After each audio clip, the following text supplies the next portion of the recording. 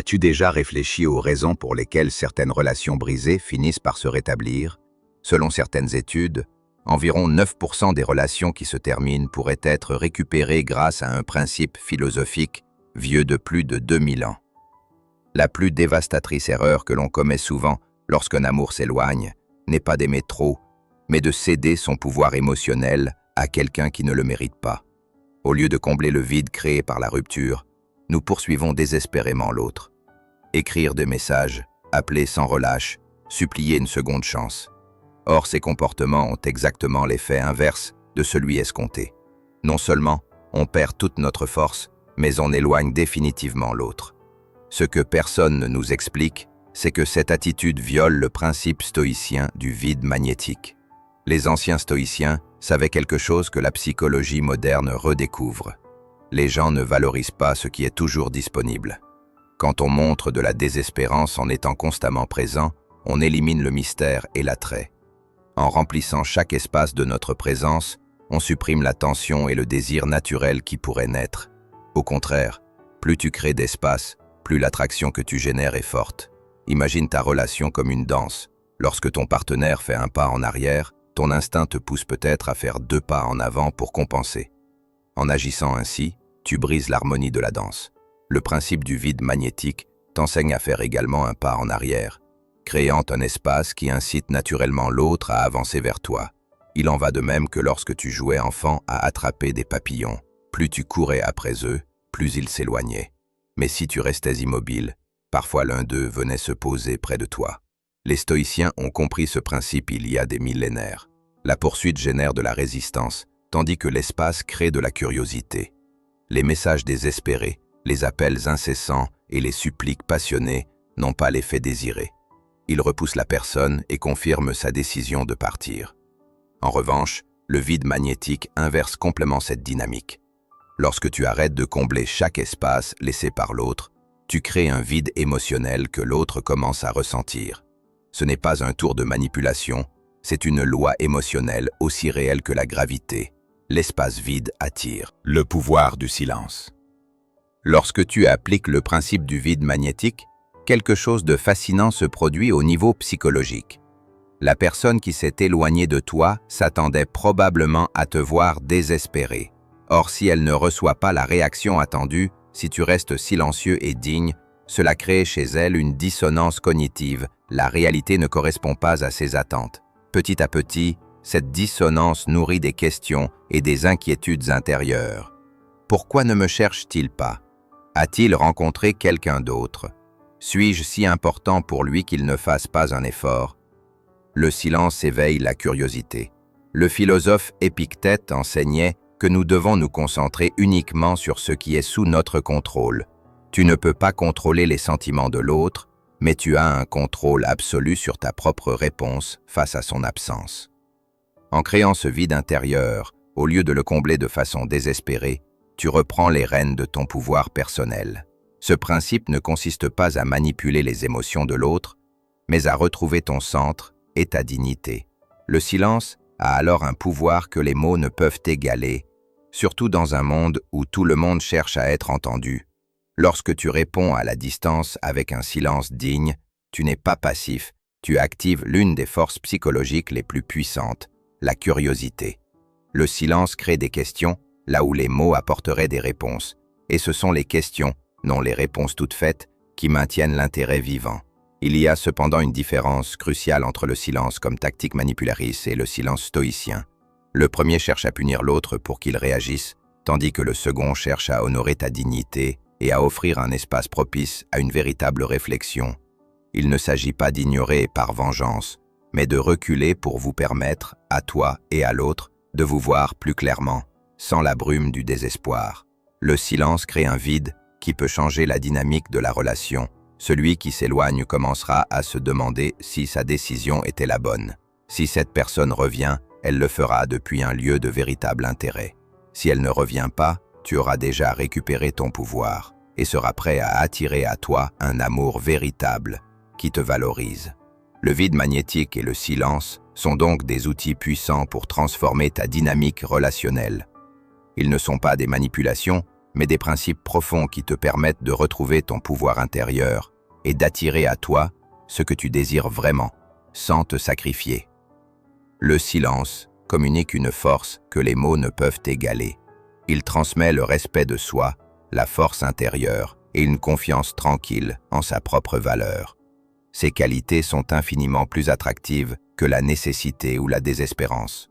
Comme l'écrivit Marc Aurèle, il est mieux de garder le silence. Lorsque tu pratiques le pouvoir du silence, tu choisis d'être digne, complet par toi-même.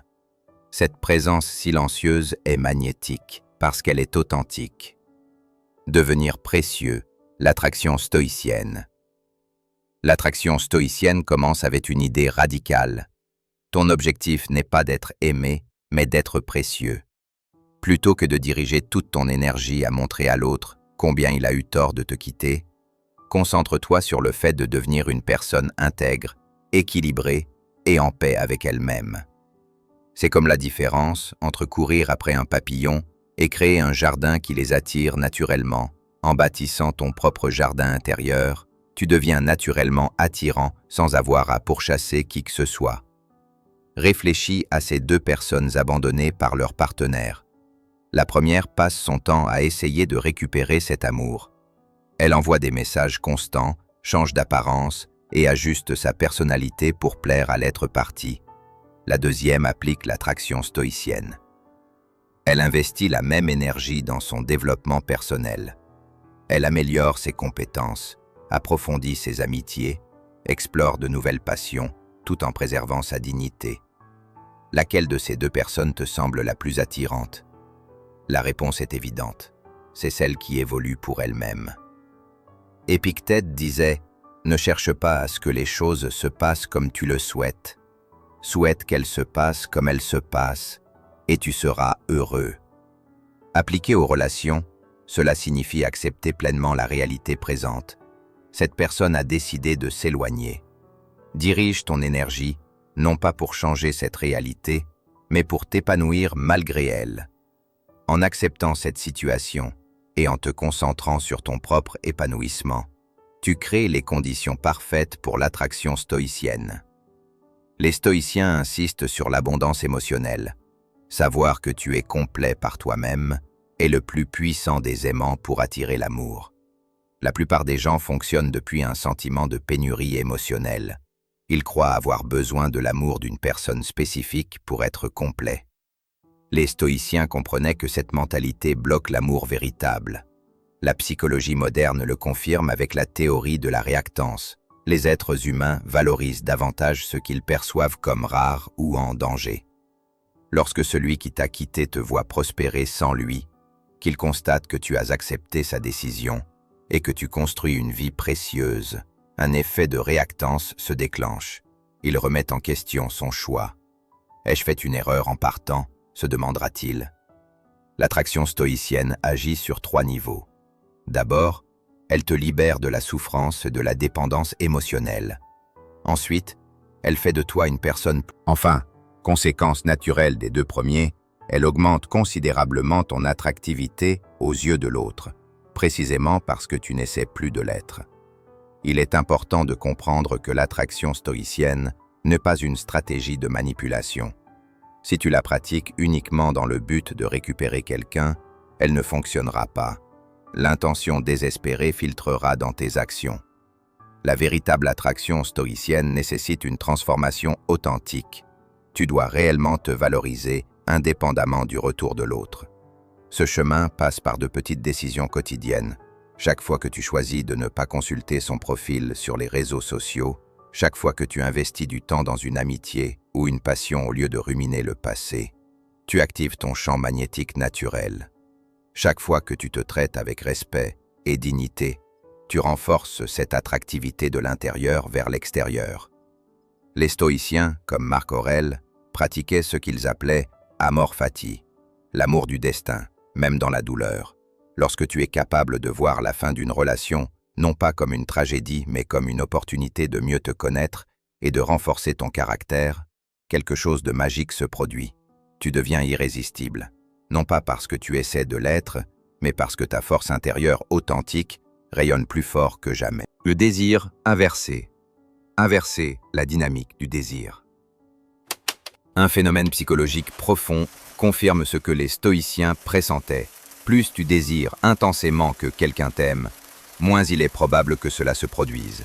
À l'inverse, inverser ce schéma peut complètement transformer une relation brisée. Le principe du désir inversé enseigne qu'il faut créer l'espace nécessaire pour que le désir puisse se raviver. Le désir humain ne suit pas la logique, mais la tension émotionnelle. Plus l'équilibre entre proximité et distance est préservé, plus le désir est fort. Lorsque quelqu'un cesse de t'aimer, ta réaction naturelle est d'augmenter la proximité, appeler, écrire, exprimer tes sentiments de façon excessive. Ce que tu ignores, c'est qu'en faisant cela, tu élimines la tension nécessaire à l'éclosion du désir. C'est comme tenter d'allumer un feu en l'étouffant avec trop de combustible. Les anciens stoïciens avaient pleinement conscience de cette dynamique. Épictète enseignait que notre nature est de désirer ce que nous n'avons pas et de tenir pour acquis ce que nous possédons.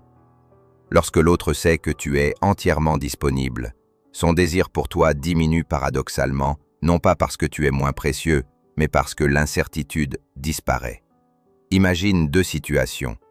L'une où ton amour est garanti, toujours disponible et sans risque de le perdre. L'autre où il est précieux mais incertain, nécessitant des efforts pour le gagner. La plupart d'entre nous investissent plus d'énergie dans la deuxième situation. Nous accordons plus de valeur à ce qui peut nous échapper qu'à ce qui est assuré. Le principe du désir inversé applique cette vérité aux relations. Quand quelqu'un te quitte et que tu lui montres que tu es constamment là, tu lui envoies implicitement le message qu'il n'y a aucun risque de te perdre. Au contraire, en redécouvrant ta valeur indépendamment de lui, tu réintroduis de l'incertitude. La personne peut se demander « Qu'est-ce que je vais perdre ?» ou « Est-ce que j'ai fait la bonne chose en partant ?» Cette dynamique psychologique est à la fois puissante et naturelle.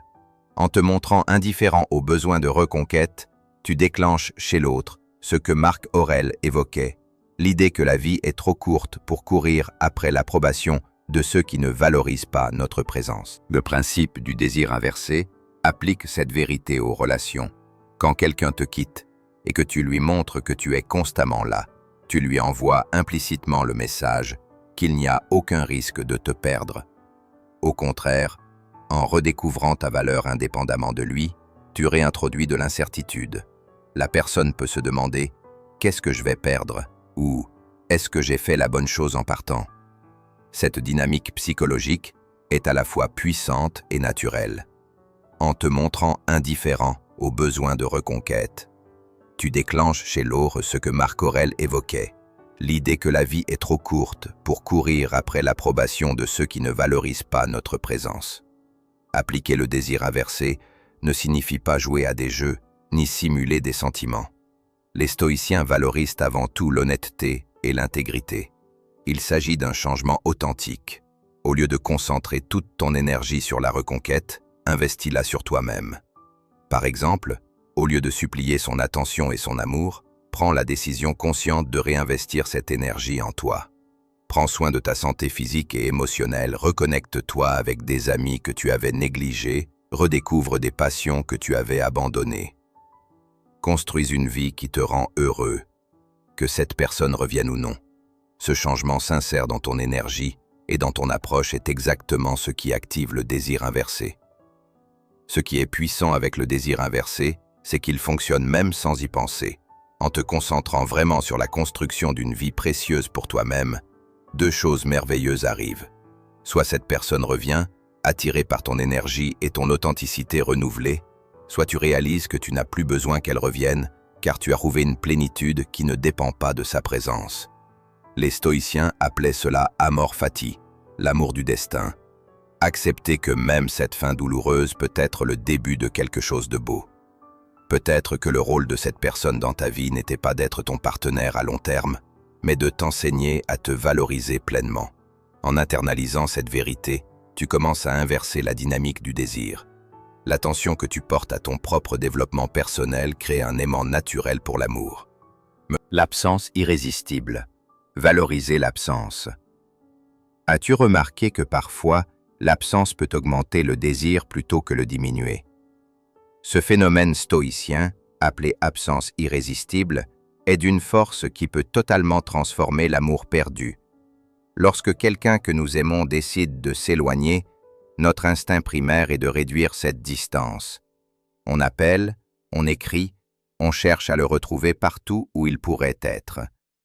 Ce que nous ne comprenons pas toujours, c'est que ces actions dictées par la peur de perdre ne font qu'accélérer la perte. Paradoxalement, pour vraiment s'approcher de quelqu'un, il faut parfois s'autoriser à être véritablement absent. Les stoïciens savaient quelque chose que la psychologie moderne confirme. L'être humain a tendance à prendre pour acquis ce qui est toujours disponible. Comme disait Cicéron, on valorise davantage le temps que les objets matériels. On désire aujourd'hui ce que l'on ignorait hier. Cette sagesse s'applique aux relations. Quand tu es constamment présent, ta présence perd de sa valeur. En revanche, lorsque tu crées un espace d'absence authentique, cet espace se remplit naturellement de curiosité et de désir. Imagine ta relation comme une pièce. Tant que tu y es, l'autre personne ne voit peut-être pas pleinement l'importance de l'espace que tu occupes. Ce n'est que lorsque tu sors réellement de la pièce que le vide devient visible. Soudain, la chaise où tu te posais semble étrangement vide, et le silence de ta voix devient assourdissant. L'absence irrésistible n'est pas simplement disparaître physiquement, c'est créer un véritable vide émotionnel qui permet à l'autre de ressentir pleinement ce que ta présence signifiait. Ce n'est ni un acte de vengeance, ni une manipulation, c'est permettre à la réalité naturelle de la perte de se faire ressentir. Marc Aurèle enseignait qu'un obstacle à l'action peut devenir chemin. Appliqué aux relations, cela signifie que la séparation elle-même peut être le catalyseur d'une nouvelle connexion plus profonde. Lorsque tu cesses de lutter contre la séparation et que tu l'acceptes comme une partie du processus naturel, quelque chose d'extraordinaire se produit. Cette absence commence à jouer en ta faveur. La science moderne parle de privation intermittente. Les récompenses reçues de manière inconsistante créent un désir plus fort que les récompenses constantes. Si tu es toujours disponible, tu entres dans un schéma de récompense constante. L'absence irrésistible vient rompre ce schéma et créer l'espace dans lequel le désir peut croître. Il est important de souligner que pratiquer l'absence irrésistible n'est pas un jeu pour se faire désirer. Ce n'est pas une question de mesurer combien de temps il faut attendre avant de répondre à un message, ni de calculer combien de jours disparaître. Ces tactiques supérieures. La véritable absence irrésistible vient d'un lieu de respect pour soi-même. Tu ne disparais pas pour manipuler l'autre, tu disparais pour t'honorer toi-même et permettre à chacun de vivre la vérité de la séparation.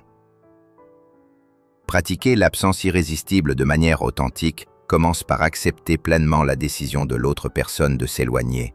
Ressens la tristesse qui accompagne cette séparation, mais fais-le avec dignité et sans te victimiser.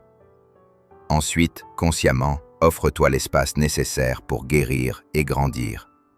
Il ne s'agit pas de disparaître en attendant une quelconque réaction, mais de faire ce choix parce que tu as besoin de cet espace pour toi-même. Pendant cette période, un processus transformateur se met en place. D'un côté, en toi, c'est un temps de redécouverte personnelle. Tu commences à te rappeler qui tu étais avant cette relation, ce qui te passionnait, quels rêves tu avais pour ta vie. De l'autre côté, l'autre personne est confrontée à ce que signifie ton absence dans sa vie. Sans tes messages constants et ta présence disponible, elle est forcée de ressentir le vide créé par sa décision.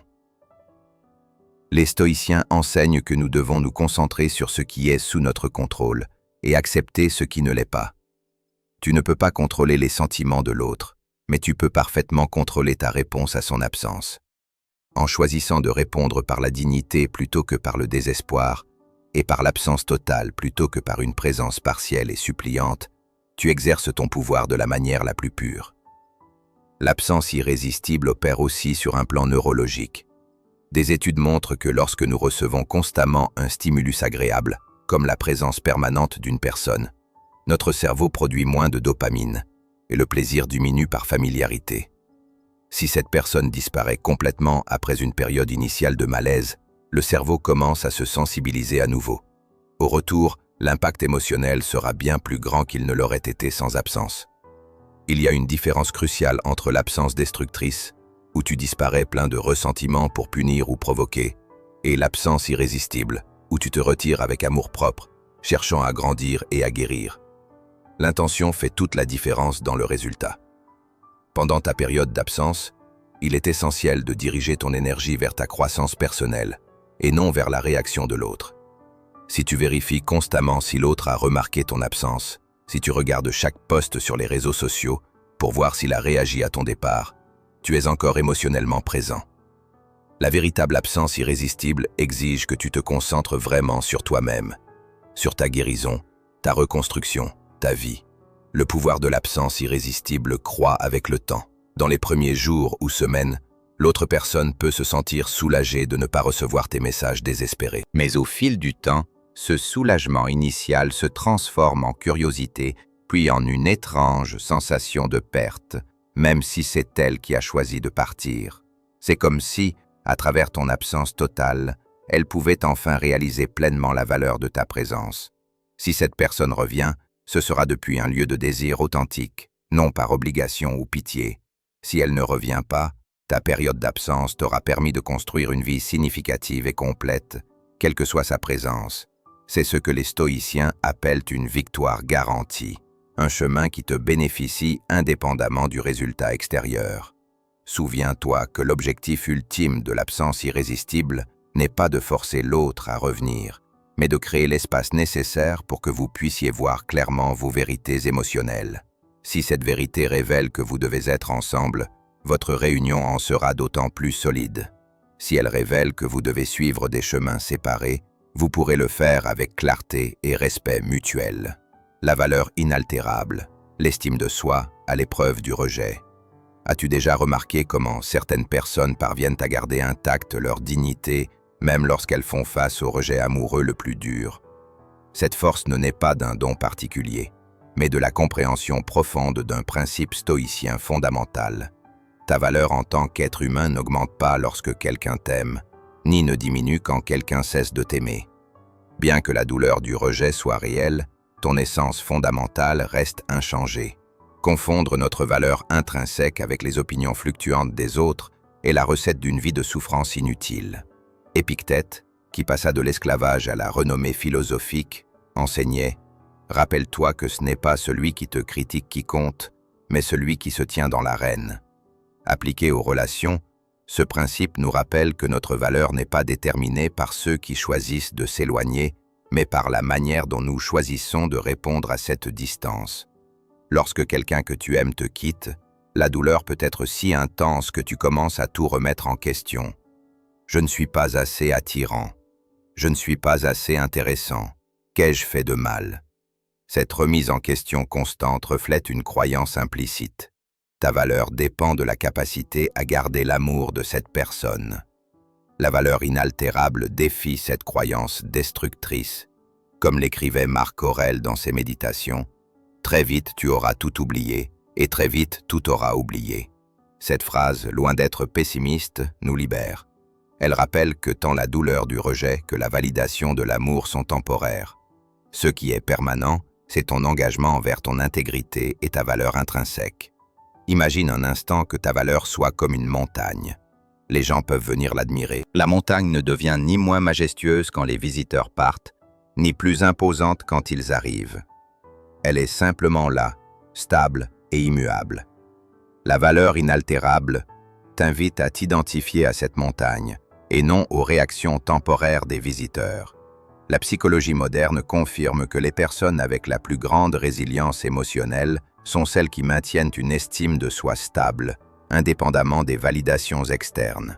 Lorsque tu ancreras ta valeur dans des facteurs externes, comme l'approbation d'un partenaire, tu créeras une vie émotionnellement instable, soumise aux fluctuations des opinions des autres.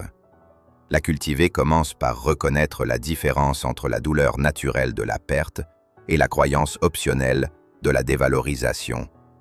Il est naturel de ressentir de la peine quand une personne que tu aimes s'éloigne. Mais ce n'est ni naturel ni nécessaire de conclure que cette séparation diminue ta valeur. Les stoïciens pratiquaient un exercice appelé « prévision des adversités, qui consiste à imaginer consciemment des scénarios difficiles, comme la fin d'une relation, et à réfléchir à la manière dont tu maintiendrais ton intégrité face à eux. Cet exercice n'est pas fait pour alimenter la peur, mais pour te rappeler que ta dignité peut rester intacte même dans les moments les plus douloureux. Lorsque tu incarnes la valeur inaltérable, ta réponse à la rupture change. Si tu crois que ta valeur dépend de l'amour de cette personne spécifique, tu vas supplier, mendier et compromettre ta dignité pour tenter de récupérer cet amour. En revanche, si tu comprends la valeur inaltérable, tu pourras ressentir la douleur de la perte sans perdre ta colonne vertébrale émotionnelle. Cela ne signifie pas que tu ne ressens pas la peine. Les stoïciens ne prônent pas la suppression des émotions, mais une relation consciente avec elles. Tu peux ressentir profondément la tristesse d'une séparation, tout en sachant que, fondamentalement, elle ne te définit pas. Concrètement, une personne qui a intériorisé cette valeur ne va pas envoyer de messages suppliants ni promettre de changer du tout au tout pour satisfaire l'autre. À la place, elle exprimera ses sentiments avec dignité, respectera la décision de l'autre et maintiendra des limites saines pour elle-même. Cette réponse équilibrée est souvent bien plus attirante que les supplications désespérées. De plus, pendant le processus de guérison, la valeur inaltérable se manifeste dans la manière dont tu te traites toi-même. Lorsque ta valeur dépend de l'amour d'une autre personne, son absence peut déclencher des comportements autodestructeurs. Négliger ta santé, t'isoler, ruminer constamment. La valeur inaltérable te rappelle alors que tu mérites soin et respect, particulièrement quand tu es blessé. Les stoïciens avaient compris un fait profond sur les relations humaines. Nous sommes attirés par les personnes qui affichent une solide estime de soi et une conscience de leur valeur.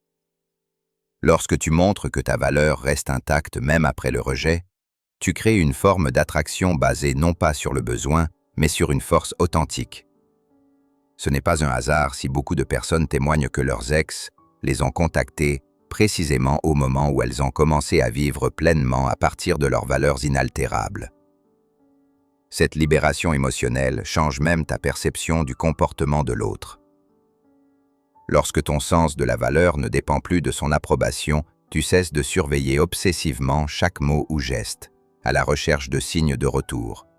Tu vois cette personne pour ce qu'elle est réellement, et non comme une source de validation.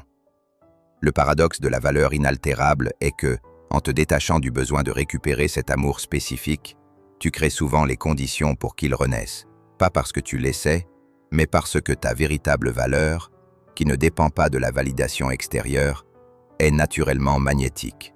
Notre intégrité fondamentale ne dépend d'aucune de ces choses extérieures. Cultiver un courage inébranlable est un processus, pas un événement. Il y aura des jours où tu te sentiras totalement centré sur ta valeur intrinsèque et d'autres où la douleur du rejet la remettra en question. L'important n'est pas la perfection sur ce chemin, mais la direction. Chaque fois que tu choisis de te rappeler que ta valeur ne dépend pas de l'amour d'une autre personne, tu renforces cette conviction. Ce qui est le plus transformateur dans ce courage inébranlable, c'est la manière dont il affecte non seulement tes relations amoureuses, mais toute ta vie. Quand tu cesses de dépendre de la validation externe pour te sentir précieux, tu deviens plus authentique dans toutes tes interactions. Tu prends des décisions basées sur tes valeurs, et non sur la peur du rejet. Paradoxalement, cette authenticité te rend beaucoup plus attirant, non seulement pour la personne qui t'a quitté, mais pour toutes celles qui recherchent des connexions authentiques. La connexion inévitable, se transformer pour se reconnecter. As-tu constaté qu'il arrive parfois que la personne qui t'a quitté revienne plus forte et plus convaincue que jamais? Ce phénomène, que l'on peut appeler la connexion inévitable, repose sur une profonde vérité stoïcienne. Les êtres humains sont naturellement attirés par ce qui reflète notre meilleur soi possible. Quand quelqu'un te quitte, c'est souvent parce que la dynamique de la relation mettait en lumière des aspects de soi que ni l'un ni l'autre ne souhaitait affronter. Insécurité, dépendance, blessures du passé. La connexion inévitable se produit lorsque tu transformes cette dynamique de l'intérieur. Comme l'enseignait Épictète, ce ne sont pas les choses elles-mêmes qui nous perturbent, mais notre opinion à leur sujet. Appliqué aux relations, cela signifie que ce n'est pas la séparation en elle-même qui déterminera l'avenir de votre connexion, mais la manière dont tu choisis de l'interpréter et d'y répondre. Si tu vois la séparation non pas comme une fin définitive, mais comme un espace nécessaire à la transformation, tu actives la connexion inévitable. Imagine que ta relation soit comme un vieux pont effondré. La plupart des gens, dans leur désespoir, tenteront de reconstruire exactement le même pont, avec les mêmes matériaux fragiles. La connexion inévitable t'invite à faire complètement autre chose. Ne pas reconstruire l'ancien pont, mais en créer un nouveau, plus solide et plus beau que le précédent. Un pont que l'autre personne ressentira naturellement le désir de traverser. La personne qui t'a quitté ne rejetait pas ton essence, mais la dynamique spécifique qui existait entre vous. Ton essence reste précieuse et belle. C'est cette ancienne dynamique qu'il faut transformer. Marc Aurèle disait « L'obstacle à l'action fait avancer l'action. Ce qui se trouve sur ton chemin devient ton chemin. » En appliquant cette sagesse à une rupture, tu comprends que la séparation elle-même peut devenir le catalyseur d'une connexion plus profonde. Le temps de séparation doit être utilisé pour cultiver chez toi les qualités que tu admires chez l'autre. Force intérieure, authenticité, sens du but. En devenant en toi-même le miroir de la meilleure version de l'autre personne, tu actives un magnétisme naturel qui va bien au-delà de toute stratégie superficielle.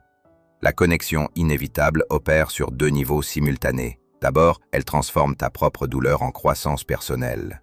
Ensuite, elle change la perception que l'autre a de toi, non pas parce que tu manipules son regard, mais parce que tu es réellement devenu quelqu'un de différent.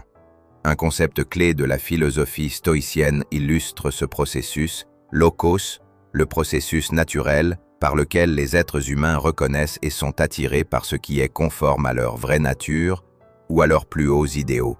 Lorsque tu t'alignes sur tes valeurs les plus élevées, lorsque tu cultives ta meilleure version, tu actives ce processus naturel chez ceux qui t'entourent, y compris la personne qui s'est éloignée.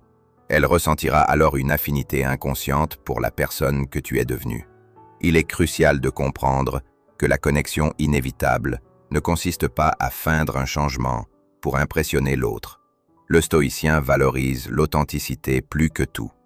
Il s'agit d'une véritable transformation intérieure, pas pour plaire, mais parce que tu as compris que c'est le chemin vers ta propre plénitude. Ce processus est alimenté également par l'effet de contraste. Quand quelqu'un t'imagine réagir au rejet avec désespoir et poursuite, mais qu'au lieu de cela tu réponds avec dignité, croissance personnelle et acceptation, tu crées un puissant contraste avec ses attentes. Ce contraste suscite une curiosité irrésistible. Que s'est-il passé? Comment a-t-il réussi à se transformer ainsi? La patience est également essentielle. Nous vivons dans une culture de gratification instantanée qui nous fait croire que tout doit aller vite, y compris la reconnexion amoureuse. Les stoïciens comprenaient que les processus les plus précieux prennent du temps. La transformation la plus profonde ne se fait pas du jour au lendemain. La connexion inévitable fleurit précisément parce que tu donnes au processus le temps dont il a besoin, sans le forcer. C'est comme jardiner. Tu peux être impatient de voir la plante grandir, mais la sagesse du jardinier est de savoir que chaque graine a son propre rythme. Ton travail n'est pas de forcer la croissance, mais de créer les conditions adéquates. Une bonne terre, de l'eau, de la lumière. La connexion inévitable fonctionne de la même manière. Ton travail n'est pas de forcer la reconnexion, mais de nourrir ton propre terrain intérieur pour qu'elle puisse se développer naturellement.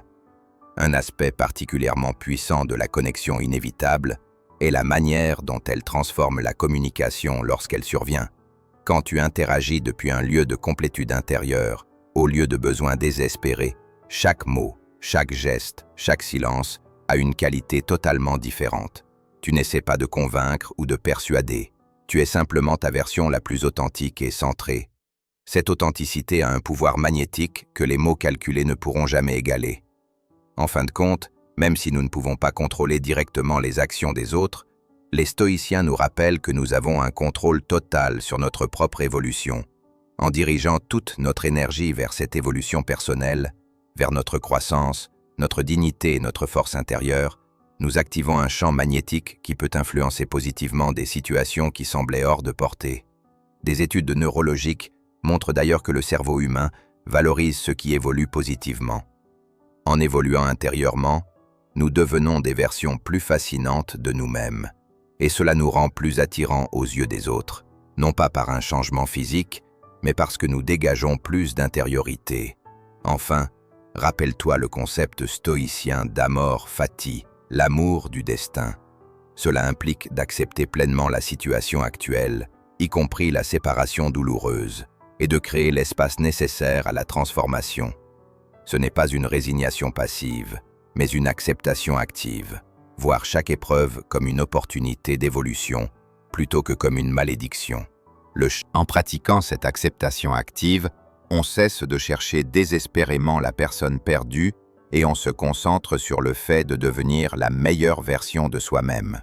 Cette transformation personnelle devient alors un puissant catalyseur d'attraction, car ce que nous cherchions réellement, c'était la complétude et la connexion, non la personne elle-même. Lorsque tu demandes sincèrement « Qui dois-je devenir pour attirer naturellement ce que je désire ?» tu inverses la dynamique stoïcienne. Tu ne cherches pas tant à faire revenir l'autre, mais à devenir quelqu'un qui attire par essence.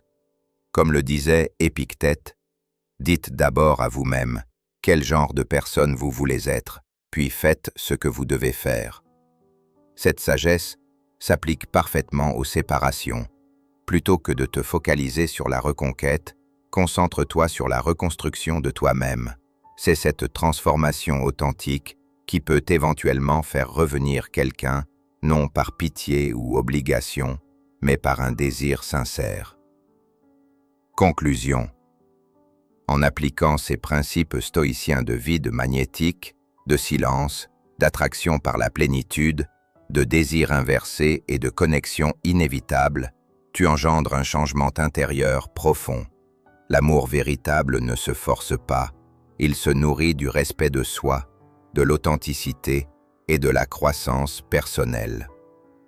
Que la personne revienne ou non, tu en sortiras toujours grandi, enrichi par ta dignité retrouvée et par la conscience que ta valeur est inaltérable. Lorsque tu cesses de dépendre de l'amour des autres pour te sentir précieux, tu deviens magnétique aux yeux de tous ceux qui cherchent des connexions authentiques.